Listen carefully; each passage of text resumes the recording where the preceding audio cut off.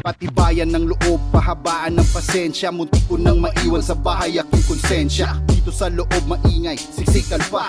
Di mo maiwasan na merong makabangga. Kaya ingat, ingat, huwag padadala sa init. Bawal dito ang pikon, baka bigla ka lang maipit. Di ko inaasahan na mapasok ako dito. Kakayanin ang lahat kahit tawagin ang bagito. Sa larong pinasok ko, di mo kakayanin to. Hindi ko akalain na magiging ganito. Buhay ko'y gulong-gulo, di ko malaman kung ano, kung paano ko malalampasan ang lahat ng to. Kakayanin ang lahat, hahabaan ng pasensya. Kasi dito sa piitan, di pwedeng mahihina at lampalampa.